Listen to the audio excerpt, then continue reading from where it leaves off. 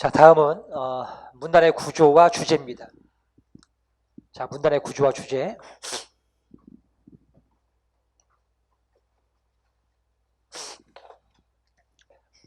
다음 글의 중심 화제입니다. 열역학적 시간이란 열역학 제2법칙의 법칙으로 설명되는 시간을 말한다. 열역학 제2법칙에 따르면 자연현상은 에너지가 무산되어 엔트로피가 증가하는 방향으로 진행된다. 도자기가 바닥에 떨어져 깨지는 것처럼 또는 방 안에서 피어오르던 연기가 서서히 흩어지다가 창문을 열면 밖으로 더욱 퍼져나가는 것처럼 자연은 최대 무질서 상태를 향해 나간다. 이러한 사례에서 관찰되는 시간은 돌이킬 수 없으므로 비가역적 시간이라고 말한다. 자, 시간의 비가역성을 뭘 가지고 설명했죠, 여러분? 열역학 제2법칙 가지고 설명했죠? 자, 그래서 일상세계에서 경험하는 시간은 일정한 방향을 따라 흘러가고 실제와 어긋나지 않는 것입니다. 따라서 열역학 제2법칙과 이에 따른 열역학 시간이 되겠죠. 그죠? 답은 4번입니다. 자, 그 다음 56번입니다. 생산체계, 일을 조직하는 방법, 소비의 유형 등이 달라지고 있습니다.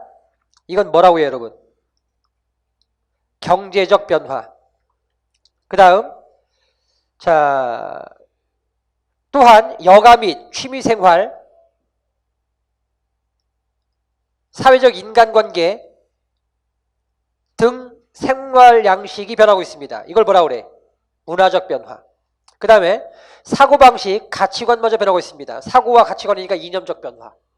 자, 답은 몇 번이다, 여러분? 1번입니다. 자, 보기의 내용을 바탕으로 이끌어낼 수 있는 주제는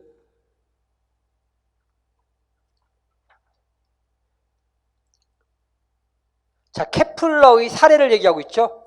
케플러의 사례. 케플러는 단 1분의 오차도 없는 결과를 만들기 위해 10여 년간의 자신의 노력을 원점으로 돌렸습니다. 그리고 그렇게 한 결과 비로소 여러분 문제를 해결할 수 있었죠. 결국은 뭐가 여러분? 정확성이 과학적 성과의 바탕이 된다는 걸 뒷받침할 수 있는 사례가 되겠죠. 답은 3번입니다. 58번입니다. 돼지는 목이 짧다.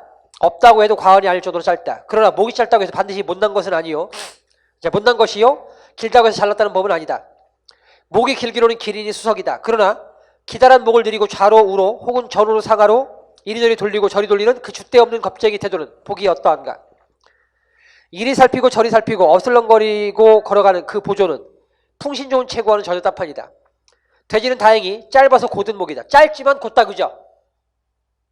고집은 셀지 모르나 좌고우시의 추태는 있을 수 없다. 좌측으로 돌아보고 우측으로 살피는 이것저것 눈치만 보는 길이라고는 다르다는 얘기입니다. 알겠습니까? 목표를 향해 일직선으로 나갈 뿐이다. 즉 돼지는 목이 짧지만 하나의 정해진 목표를 가지고 앞으로 향해서 나아간다는 점에서 누구보다 낫다 여러분? 기린보다 낫다. 알겠습니까? 예, 줏대 없는 기린보다 목이 짧은 돼지가 태도의 측면에서 당당하다. 알겠습니까? 예, 답은 3번입니다.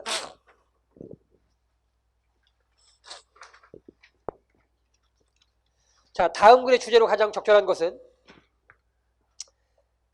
예부터 농악이나 풍물군 등에 쓰였던 꽹과리, 장구, 북, 징 등 4개의 타악기로 이루어진 사물. 그래서 사물놀이라고 합니다, 여러분. 자, 이는 1978년 열렸던 제1회 공간전통음악의 밤에서 젊은 국악인 4명이 웃다리 풍물, 경기 충청가락을 발표함으로써 비롯되었대요. 결국 사물놀이 발생을 얘기하고 있네, 그죠? 사물놀이가 1978년에 4명의 젊은 국악인에 의해서 생겨났다. 그리고 이 연주는 남사당을 통해 이어져 온 전통음악의 신명나고 건강한 부분을 온전히 계승하여 우리의 잊혀진 감성과 무뎌져가는 귀를 다시 열게 해줬어요, 여러분. 그건 사물놀이의 의잖아, 그죠? 즉 사물놀이가 어떻게 발생되었으며 그런 사물놀이가 어떤 의의를 가지고 있는지 설명하고 있죠? 답은 몇 번이다? 1번입니다. 다음 중 문단의 중심 내용을 잘못 파악한 것은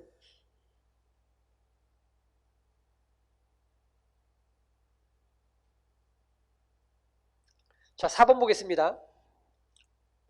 과학활동이란 새로운 주제를 찾고 개발하는 창조적 능력의 수행을 통해서만 이루어질 수 있다. 그러나 토마스 쿤으로 대표되는 과학 연구자들의 말처럼 창조적 능력이 과학활동의 수행에 필요한 우선적인 요인은 아니다.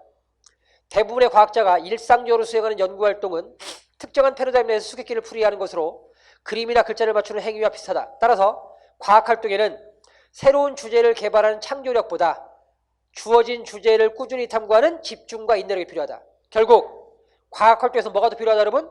창조력이 아닌 집중력과 인내력이 더 중요하다. 그 얘기잖아요. 그죠? 근데 자, 과학활동에는 집중력과 인내력이 뒷받침되는 창조력 능력이 중요하다. 이거 아니잖아요. 창조적 능력보다 주어진 주제를 탐구하는 집중력과 인내력이 더 중요하다. 그 얘기입니다. 그래서 4번이 자, 문단 내용을 잘못 정리하였습니다.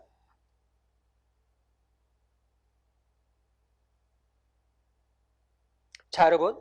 그 4번에서 어떤 논지 전개 방식을 썼는지 한번 살펴볼까? 자,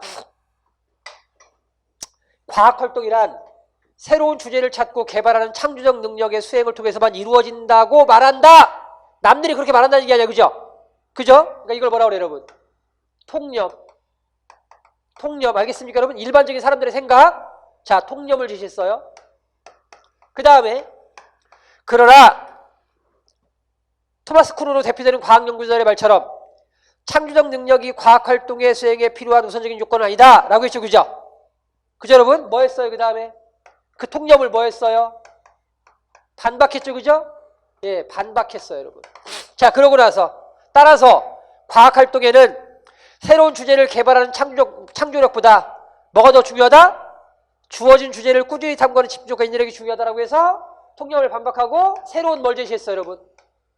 주장을 제시했죠. 그죠? 이게 이 글에 사용된 논지전개 방식입니다. 아시겠어요? 예. 자, 통념 제시, 통념에 대한 반박, 그리고 새로운 주장 제시.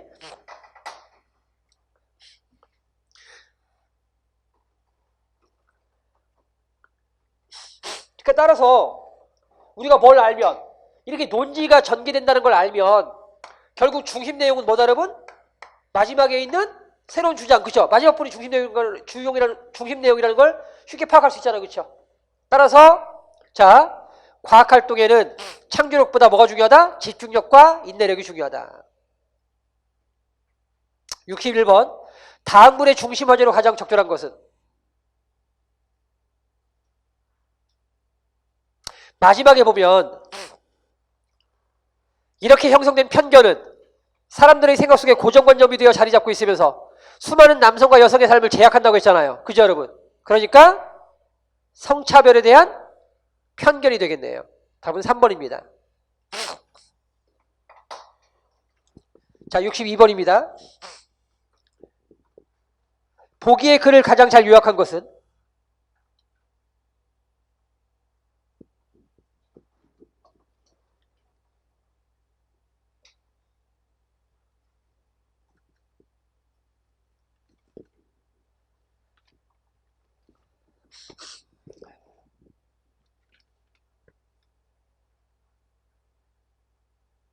자, 여러분.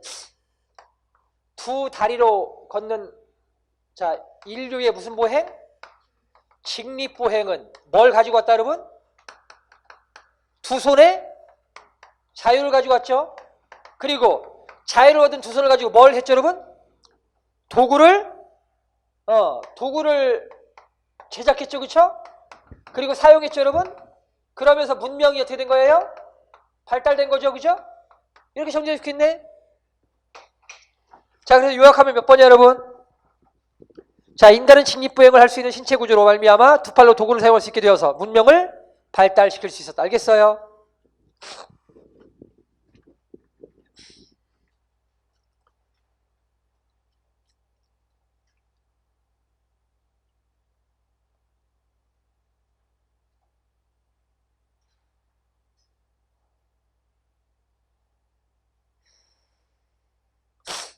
다음 문의 논지와 가장 가까운 것은?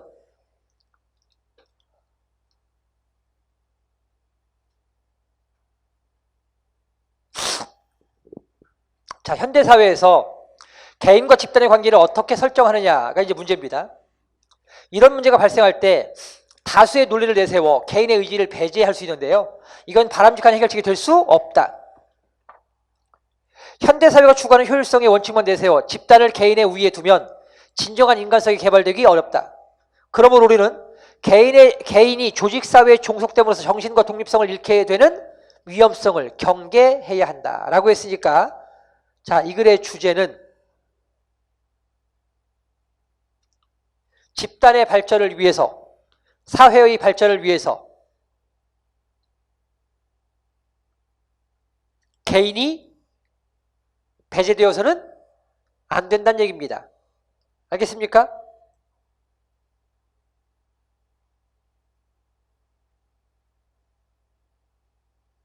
자, 따라서 4번. 개인이 집단의 목적에 맹목적으로 따르는 것은 올바른 민주주의의 자세라고 할 수 없다.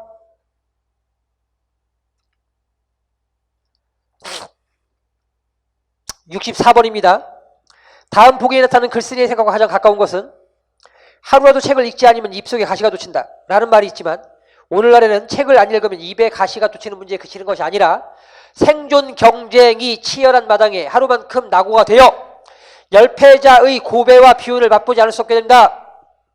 즉 독서의 필요성을 얘기하고 있습니다. 책을 읽지 않으면 뭐가 될 수 있다? 생존 경쟁에서 열패자의 고배를 맛보지 않을 수 없다. 따라서 생존 경쟁에서 낙오되지 않기 위해서는 뭘 해야 된다? 독서를 해야 된다. 즉 독서의 필요성을 얘기하고 있습니다. 거기 자, 아무리 천재적인 지혜와 역량을 가진 사람이라고 할지라도 널리 남의 의견을 들어서 중지를 모아놓지 아니하면, 거기 널리 남의 의견을 들어 중지를 모아놓는 것, 이것 또한 뭐죠 여러분? 그것도 독서죠. 독서. 독서라는 것이 뭐예요 여러분? 다른 사람의 의견을 우리가 그 모아놓은 책을 통해서 다른 사람의 의견을 받아들이는 거잖아요. 그렇죠? 그죠? 자, 그래서 이렇게 남의 의견을 들어 중지를 모아놓는 독서를 하지 않으면 뭐에 빠질 수 있다? 자기 깜냥은 능력이야. 자기 능력만 믿고 정화의 편견, 즉 정화, 우물한 개구리가 되는 독단과 독선에 빠져서 큰 일을 그르치는 일이 비일비재하다. 그러니까 뭐가 필요하다 여러분? 독서가 필요하다. 알겠습니까? 예, 첫 번째는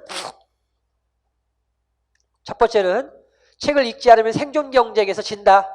두 번째는 책을 읽지 않으면 독단과 독선에 빠질 수 있다. 결국 이걸 일반화하면 독서의 필요성이 이 글의 주제가 된다. 이해됐어요? 자, 65번입니다. 다음 각 글의 주제를 잘못 말한 것은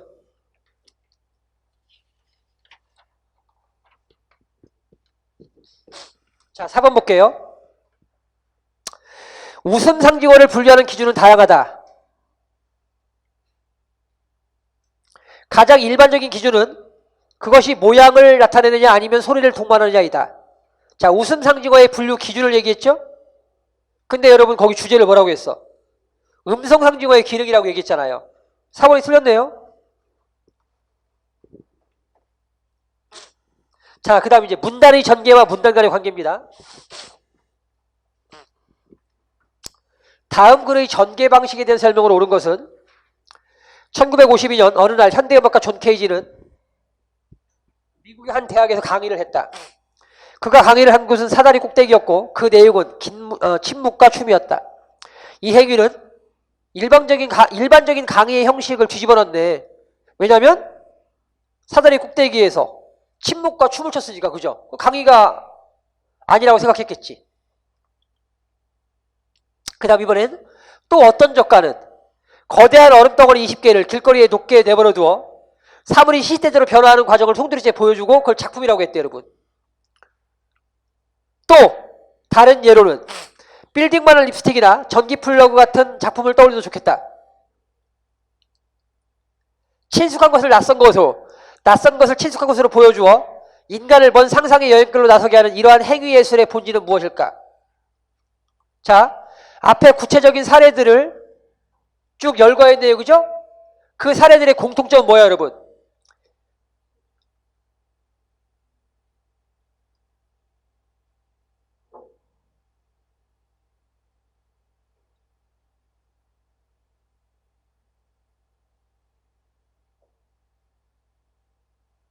행위 예술이라는 거네. 그렇죠? 아, 저 예술 행위, 참, 죄송합니다. 행위 예술의 예술 행위. 그리고, 그래서, 이런 예술 행위의 본질은 무엇일까라고 했으니까,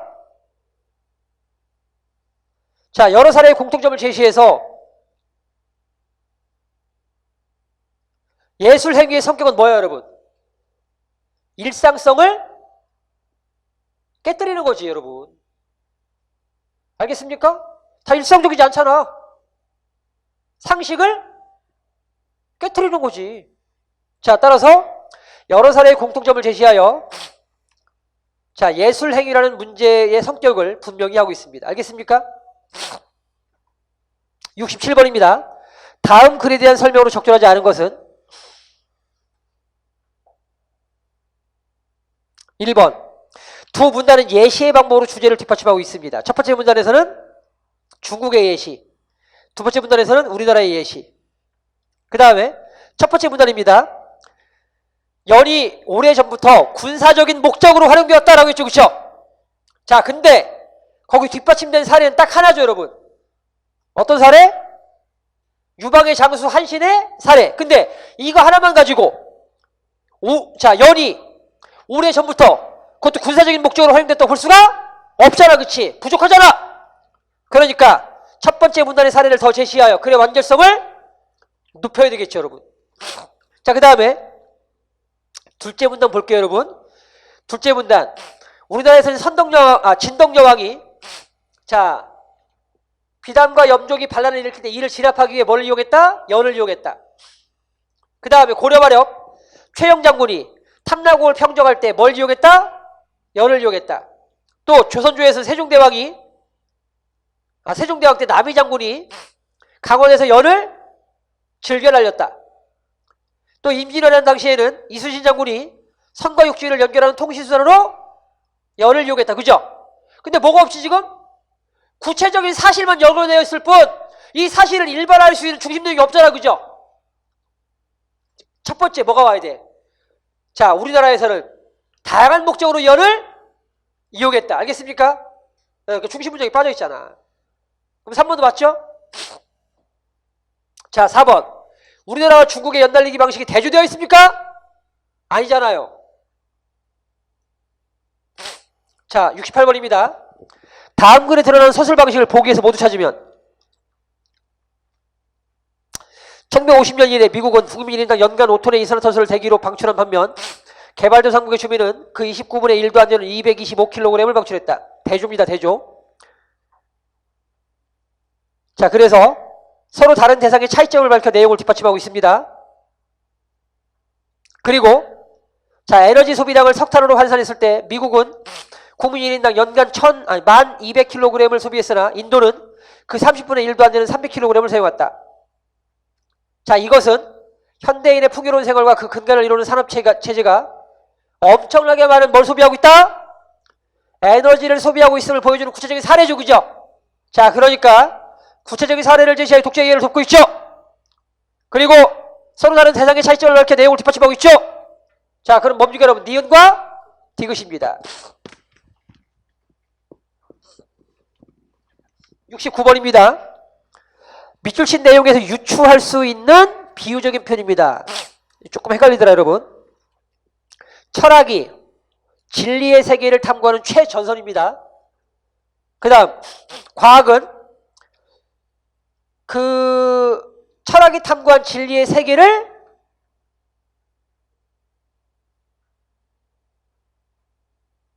발전시키는 점령지대입니다. 점령지대.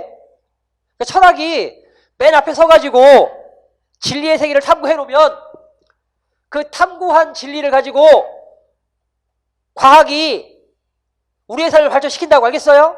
그럼 맨 뒤에 있는 우리는 그 혜택을 온전히 뭐 하면 돼?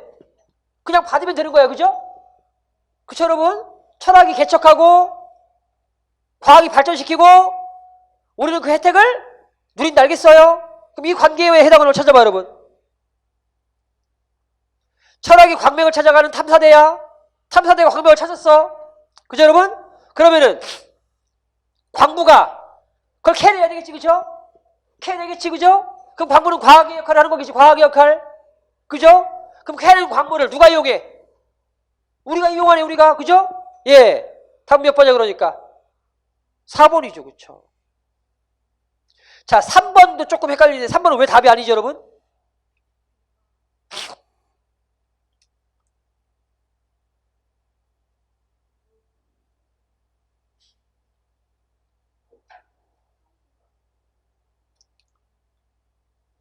자, 철학이 거친 바다를 헤쳐가는 철학이 거친 바다를 헤쳐가는 배입니다. 거친 바다를 헤쳐나간다는 점에서 뭐가 같아, 여러분?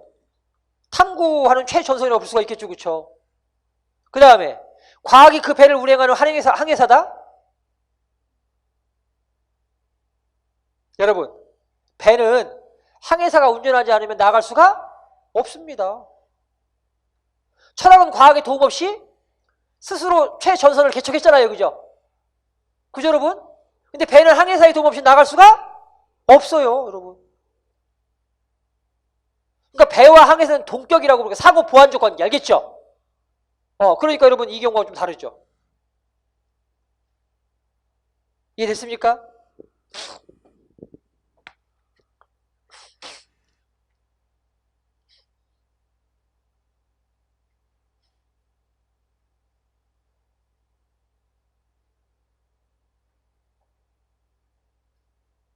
그 다음 70번입니다. 가나에서 공통적으로 전개한 원리는 일반적으로 초상권은 얼굴 및 기타 사회 통념상 특정 이름을 식별할 수 있는 신체적 특징을 타인이 함부로 촬영하려 공표할 수 없다는 인격권과 이를 광고 등에 영리적으로 이용할 수 없다는 재산권을 포괄한다. 초상권을 두 가지로 분류했죠, 여러분. 자, 언론에 의한 초상권의 침해 유형으로는 본인 동의를 구하지 않은 무단 촬영, 보도, 승낙의 범위를 벗어난 촬영, 보도, 몰래카메라를 동원한 촬영, 보도 세 가지로 분류했죠. 자, 그러니까 모두 분류의 방식을 쓰고 있습니다. 71번입니다. 다음 글의 설명으로 적절하지 않은 것은? 자, 1번. 뒷받침 문단의 내용은 서로 대조되고 있다.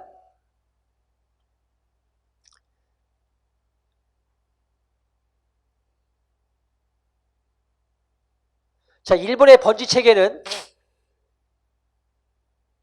유럽의 공간성에 대립되는 시간성의 표징이다. 그럼 서로 상반되네요, 여러분. 그죠?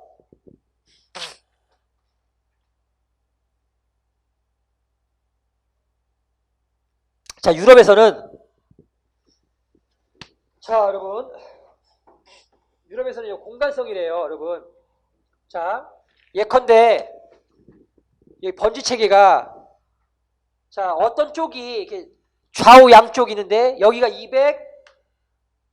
220번지예요, 여러분. 여기가 222번지고요. 여기가 224번지예요, 여러분.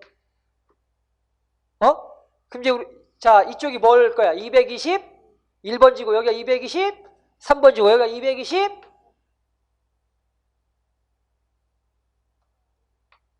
가만 있어봐. 220 221 225겠죠, 그쵸? 여기가, 그죠? 여기가 224고. 그러니까 여러분, 유럽의 번지 체계는 공간적이라고 알겠죠? 좌우 양쪽이 이렇게 대립된다고 알겠죠, 여러분? 여기가 짝수면 여기는 홀수라고 알겠죠? 이렇게. 자, 근데 이제 일본의 번지 체계는 그렇지 않은가 봐요, 여러분. 일본의 번지 체계는 어떻대요? 자, 여기가 220번지예요. 그 다음에 얘가 먼저 젖었어요, 여러분. 그럼 얘를 뭐라 그래? 221번지라고 하는 거예요, 그죠? 그 다음에 얘가 다음에 젖었으니까 222번지가 되는 거죠, 그렇죠? 그래서 일본 번지는 시간성에 따른 번지 체계고요. 그 다음에 유럽 번지는 공간성에 따른 번지 체계래요. 자, 그래서 1번 뒷받침 문단의 내용은 서로 대조되고 있죠. 2번 대조 대상은 유럽과 동양의 주소체계다. 여러분, 어디 여기 동양의 주소체계라고 그랬어요? 그죠? 일본이 동양을 대표해? 일본이 동양을 전체를 대신해? 그거 아니잖아요, 그죠? 예, 그러니까 몇 번이 틀렸다? 2번이 틀렸습니다. 자, 72번입니다. 다음 글을 전개하는 방법은요.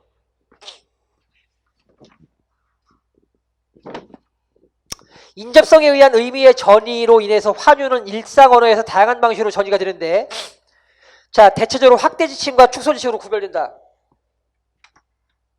분류제로는 분류. 그 다음에 가령이라고 해서 뭘 들어줬어요? 가령이라고 해서 뭘 들어줬어? 사례. 그러니까 분류와 예시. 오케이. 자, 그 다음에 73번입니다. 글의 전개로 보아 다음 속담을 제시한 이유는요. 자, 흔히 주의를 경계하고 말조심하라는 뜻으로 낱말은 새가 되고 반말은 쥐가 된다는 속담을 사용한다. 아마도 새는 낮에 활동하는 대표적인 동물로, 쥐는 밤에 활동하는 대표적인 동물로 쓰였을 것이다. 그러나 이 표현은 소리의 굴절 현상을 정확하게 설명하고 있다. 야, 여러분, 자, 속담에는요,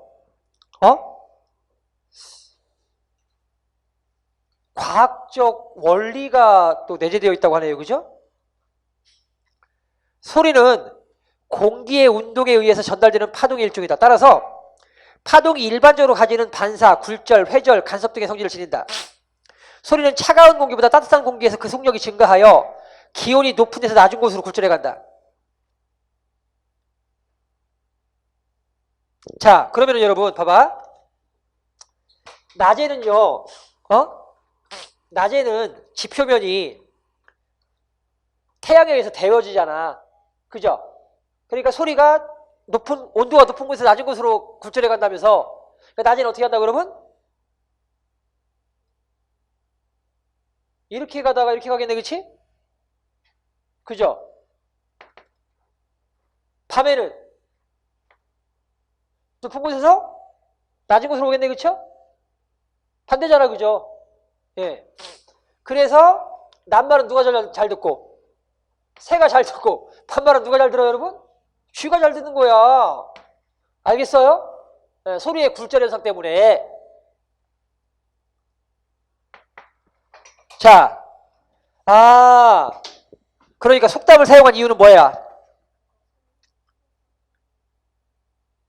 소리의 굴절 현상과 기온의 관계를 설명하기 위해서. 알겠어요?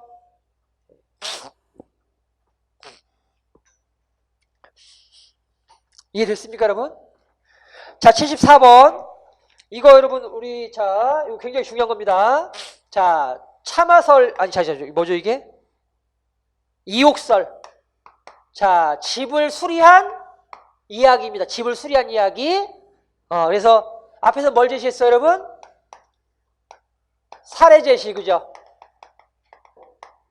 비를 한 번 맞았는데 떨어지니까 고쳤어요, 안 고쳤어요? 안 고쳤죠? 두 번 맞았는데 조금 많이 떨어지네? 고쳤어요, 안 고쳤어요? 안 고쳤죠, 그쵸? 세 번 맞았으니까 비가 많이 떨어지네? 안 고칠 수가 없게 됐죠, 그죠? 그래서 뜯어보니까 어떻게 됐어요, 여러분? 비를 조금만 맞은 것은 기와만 고치면 되는데, 그동안 여러 차례 맞아서, 그죠? 오래된 것은 완전히 다 썩어버렸잖아요, 그죠? 자, 그래서 사례를 제시해서 뒤에 여러분 깨달음. 그러니까 잘못된 걸 알았을 때는 바로 고쳐야 한다, 그죠? 네. 자, 이런 형식으로 내용을 전개하고 있습니다. 그래서 1번 체험적 사실을 해석하여 의미를 부여하고 있습니다. 이해됐습니까, 여러분? 자, 75번입니다. 문장 간의 관계와 접속어. 자, 다음 글로 미루어 알 수 없는 것은입니다. 플로트 공정 활용이 곧바로 수익성의 증가로 이어지지 않는 것은 과다한 투자비 때문이다. 자, 맨 밑에 보면 플로트 공정의 즉각적인 활용에도 불구하고 그동안의 엄청난 투자 때문에 손익분기점에 도달하지 못했다라고 했잖아요, 그죠? 자, 그럼 1번 맞네. 2번 플로트 공정이 개발되자 풀킹턴사는 곧바로 기존의 공정을 플로트 공정으로 교체했다. 자, 풀킹턴사는 플로트 공정의 즉각적인 활용이라고 했잖아요, 그죠? 그러니까 바로 교체했네. 그 다음 필킹턴사는 플로트 공정 개발비를 회수하는 시간이 그렇게 오래 걸릴 줄 예상하지 못했어요. 만약 그렇게 여러분 오래 걸릴 줄 알았다면 기술역진을 시도하지 못했을 것이다라고 했잖아요. 자, 답은 몇 번?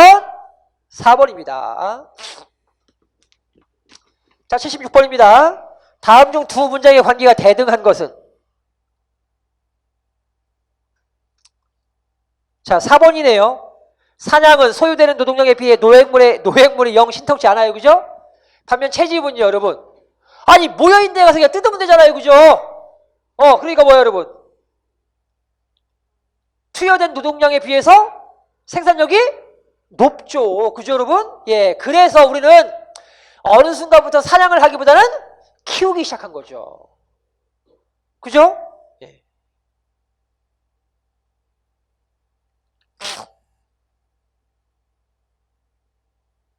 다음 몇 번? 대등한 거니까. 사냥은 노동력에 비해서 노획물이 적다. 반면 채집은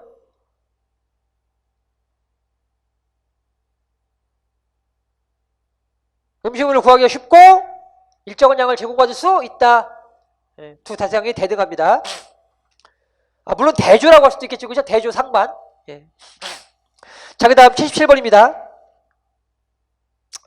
아래 글의 그러나에서 이루어지고 있는 논지의 전환은 보기와 같이 예시될 수 있다. 보기의 네모 부분에 들어가기에 가장 적절한 것은? 자, 사상의 가치는 하나의 사례를 여러 면에 고찰함으로써 그것을 더 넓고 깊게 이해하도록 해주는 데 있다. 더 깊이 숙려된 사상을 근거로 한 행동일수록 더 나은 성과를 낳는다. 그러니까 자, 그 옆에 보기 좋은 사상은 더 나은 성과를 낳는다. 알겠습니까? 자, 그러나 인간을 궁극의 선으로 인도할 수 있는 절대적인 사상은 생각할 수 없다. 사상이란 결국 시대에 따라서 상대적인 것이다. 왜냐하면 절대적인 사상은 있으니까 없으니까. 절대적인 사상은 없으니까. 그래서 사상은 상대적인 것이다. 사람들은 대개 시대적 상황이나 자신의 입장을 기준으로 옳고 그른 것을 판단하며 또 그것이 인간의 보편적인 사상이 되기를 기대한다. 그러니까 여러분, 절대적인 사상은 없으니까 사람들은 자신이 갖고 있는 사상이 인간의 보편적인 사상이 되기를 뭐 한다고? 기대한다고, 여러분. 자, 따라서 거기는 뭐가 와야 돼, 여러분? 절대적인 사상은 없으니까 자신이 갖고 있는 사상이 최선의 성과를 낳을 것이라고 인간은 뭐 한다? 기대한다. 알겠습니까?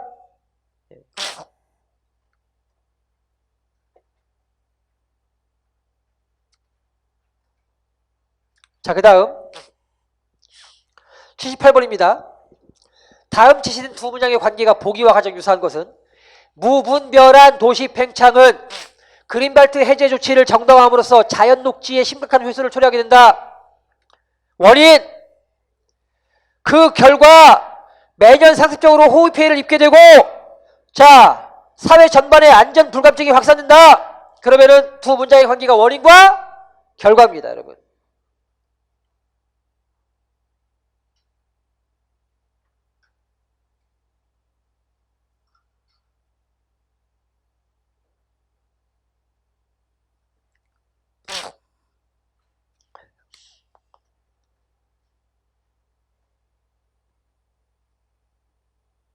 자, 1번. 서양 근대 시민들은 역사적 업적을 쟁취했다. 절대주의 체제를 붕괴시키고 시민혁명과 산업혁명을 성취하여 새로운 자유사회를 건설한 것이다. 앞에가 주지, 뒤에가 부연이죠, 여러분.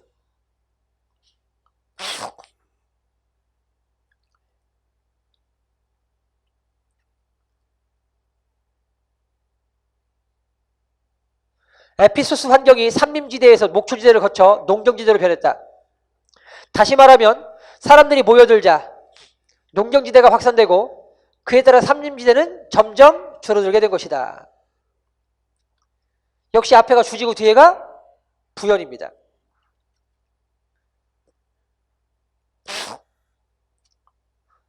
자, 삶의 과정은 문제 상황의 연속이다. 왜 삶의 과정이 문제 상황의 연속이죠? 하나의 문제를 해결하면 이어서 다른 문제가 일어나고 다음 문제를 해결하기 위해 또 바쁘게 또 다른 문제가 일어나기 때문이다. 그죠? 주장과 근거? 그죠?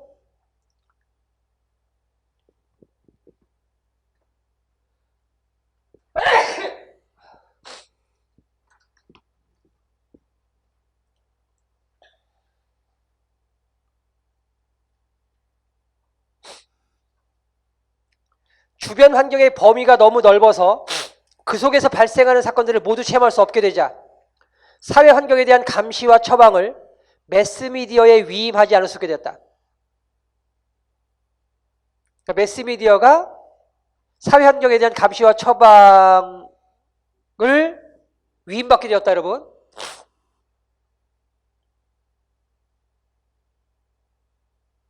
만일 매스미디어가 우리가 처해 있는 사회적 환경을 잘못 규정하고 처방한다면 우리는 거짓 환경을 진짜 환경으로 믿지 않을 수 없게 될 것이다. 여긴 뒤에가 원인과 결과네. 만일부터가 매스미디어가 우리가 처해 있는 사회 환경을 잘못 규정한다. 원인이죠, 여러분? 그러면은요, 우리는 거짓 환경을 진짜 환경으로 믿지 않을 수 없게 된다. 이게 결과죠? 이 부분이 원인과 결과네. 이해됐어요? 예, 답은 4번입니다.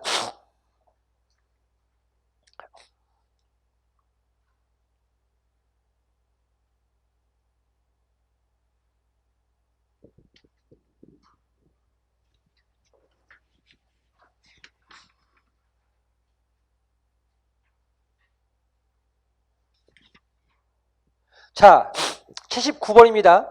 문맥적 의미를 물어보는 겁니다, 여러분. 근본적으로 예술작품의 의미는 무궁화돼요. 그러니까 하나의 의미로 해석될 수 없다는 겁니다. 셰익스피어는 모두 다 말하지 않았다. 즉 셰익스피어의 작품은 다양하게 해석될 수 있는 가능성이 있다는 얘기예요, 여러분.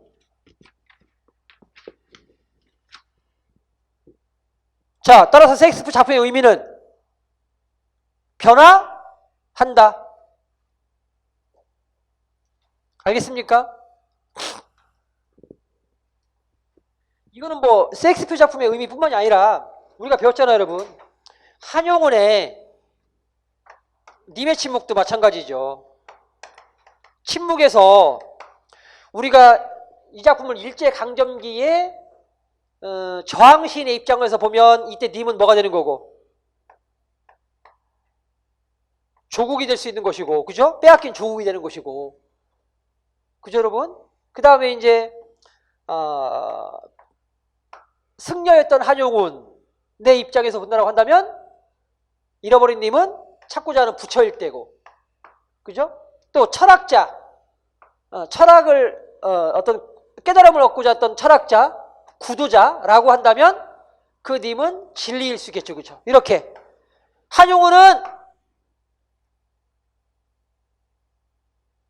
님의 침묵에서 다 말하지 않았다. 똑같은 겁니다, 그죠, 여러분? 예, 이해됐습니까, 여러분? 즉 작품의 해석은 그 준거가 달라지면 의미도 달라질 수 있다.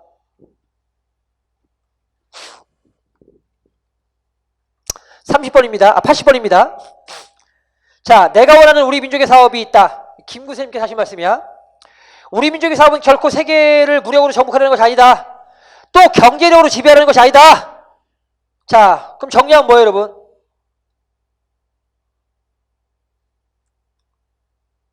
내가 원하는 우리 민족의 사업은 결코 세계를 무력으로 정복하거나 경제력으로 지배하는 것이 아니다.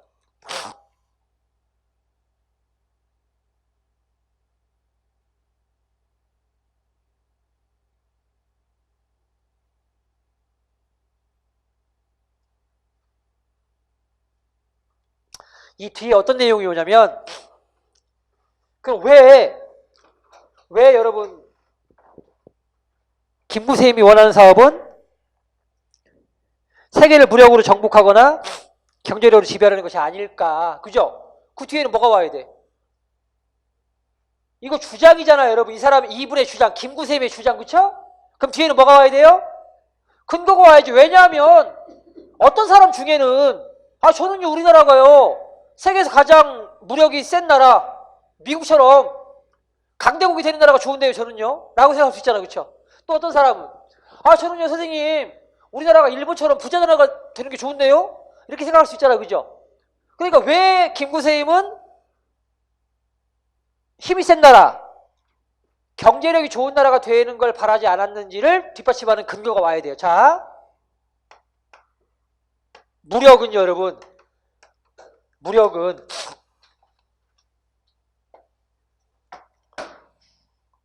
결국은 싸움 즉 전쟁을 촉발한다 여러분.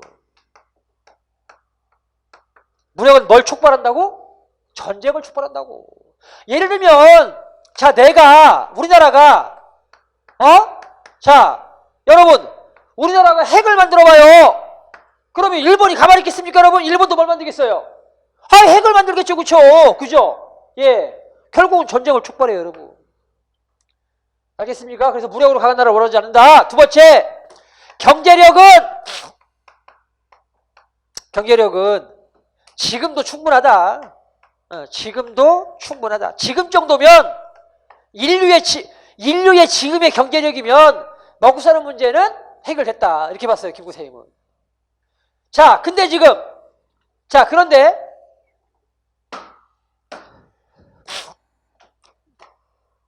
전 세계는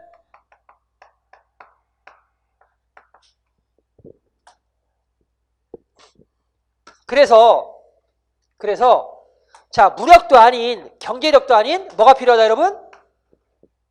새로운 생활 원리가 필요하다. 새로운 생활 원리. 그건 바로 뭐다 여러분? 문화다. 문화. 알겠어요? 그래서 나는 어떤 나라가 되기를 원한다? 문화가 강한 나라가 되기를 원한다. 정말 선견지명이죠 여러분. 선견지명. 21세기에 필요한 건 여러분 경제력도 아니고 무력도 아니고 뭐예요 여러분? 문화죠. 문화. 문화가 강한 나라가 그죠? 예, 세계를 지배하는 거죠. 지금 여러분 방탄소년단 그죠? 한류 이게 전 세계를 지배하잖아요 여러분. 전 세계로 다 퍼져나갔잖아요. 알겠습니까?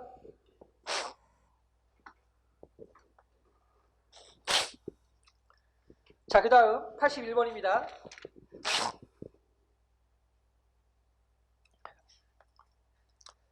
자, 밑줄 친 부분에 대한 의미입니다. 의미. 한 가지 이치인데 100가지 생각이 나와요. 또 귀결, 즉 결말은 같을지라도 이런 길은 모두 달라요 여러분. 그러니까 한 가지 방법만으로 하려고 하면 돼요 안 돼요? 안 됩니다. 뭐가 필요해요? 다양한 관점과 방법이 필요하다. 알겠습니까?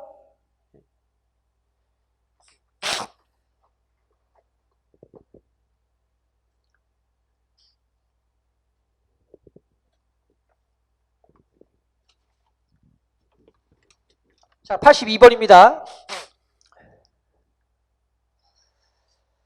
밑줄 친 부분이 의미하는 바가 가장 거리가 먼 것은 그림을 그리는 동안 문득 그림 자체와는 상관없이 바깥에서 내가 예상하지 못했던 이러저러한 형태들과 방향들이 어찌어찌하여 그냥 나타난대요. 즉 작가의 의도와 관계없이 작품 속에는 다양한 것들이 표현될 수 있다. 그 얘기죠. 그러니까 1번 그림을 그리는 과정에서 의도하지 않은 우연한 요소가 작용될 수 있다.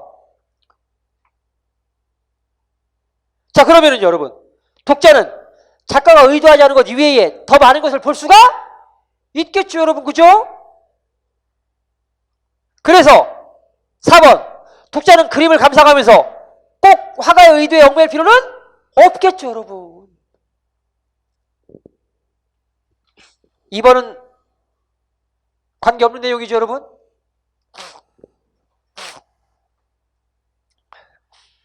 자, 그 다음 83번 다음 중 접속어의 쓰임이 바르지 않은 것입니다. 우리는 반만년 역사를 단일민족으로 보고 이어왔다고 자랑한다. 단일민족으로 이어왔다고 자랑한다. 따지고 보면 단일한 절통이 아니다. 반대되니까 하지만이 들어가는 게 맞죠? 다른 민족과 접촉하는 과정에서 숱하게 혼혈을 경험한 것이다. 대체로 순수한 한 민족의 피줄을 공유하고 있다고 믿는다. 또 상반되네요, 여러분. 그러나가 들어가면 맞겠죠? 자, 그럼 왜 순수한 한 민족의 피줄을 공유했다고 믿을까요? 뒤에는 그 이유가 와야 되겠죠. 사실은 섞였는데, 사실은 수많은 외침 속에서 여러 피줄이 섞여 있는데 우리는 한 민족의 피줄을 공유했다고 믿어요. 그럼 그 뒤에 그 이유가 와야 될 거 아니야. 왜냐하면 예나 지금이나 외모를 가지고 그 순수한 혈통을 구별하기가 불가능할 정도로 단일한 모습을 지니고 있는 것 또한 이유가 되겠고요. 그죠? 또 하나는 여러분, 같은 언어를 사용하고 있기 때문이다. 그럼 그게 뒤에 있는 게 근거잖아요. 그렇죠? 순수한 한 민족의 피줄을 공유하고 있다고 믿는 이유잖아요. 여러분. 그럼 왜냐하면 들어가는 게 맞겠죠? 자, 또한 이러한 동질성은 또한은요, 여러분, 앞에 얘기와 뒤에 얘기가 대등할 때 사용되는 접속어예요. 근데 이미 앞에 즉 순수한 한 민족의 피줄을 공유했다고 믿는다라는 주장에 대한 근거는 왜냐하면 이후에 충분히 설명이 되어 있어요. 그죠? 따라서 또한이라는 말을 통해서 다시 뒷받침할 필요가 없습니다. 이건 다른 내용이죠. 그죠? 그러니까 예를 들면 여기는 자, 한편 이러한 동질성은 그죠, 여러분? 이렇게 화제를 바꿔줘야 돼요, 여러분. 알겠습니까? 자, 4번이 틀렸습니다. 84번입니다. 보기의 조건이 모두 충족된 표현은 자, 상대방의 의견을 일부 인정해라. 그리고 반론을 시작해라. 그 다음에 상대방의 의견에 반대하는 이유를 밝혀라. 그 다음에 비유적인 표현을 써라. 낙서는 자유로운 정서 표현의 한 방법이다. 상대방의 의견을 일부 인정하지 않았잖아요, 여러분. 시작부터 잘못됐네요. 두 번째, 낙서로 우리의 소중한 공공시설이 몸살을 앓고 있다. 역시 상대방의 의견을 인정하지 않았잖아요. 자, 세 번째, 낙서가 표현 욕구를 충족시키는 하나의 문화라는 점에 동의한다. 낙서를 찬성하는 사람의 입장을 일부 동의하면서 시작했네. 그죠, 여러분? 자, 그 다음에 그리고 반론을 하래요. 그러나 개인의 표현 욕구보다는 공공윤리가 더 중요하다. 반론했네. 자, 그 다음 반대하는 이유를 밝히래요.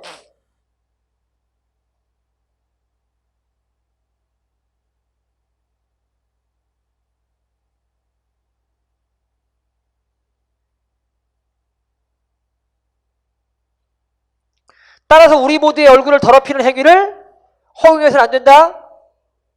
낙서는 우리 모두의 얼굴을 뭐라고? 더럽히는 행위라는 거네요. 그죠, 여러분? 반대하는 이유네. 그리고 비유적인 표현 썼네요. 그죠? 자, 그럼 몇 번이다? 3번입니다. 자,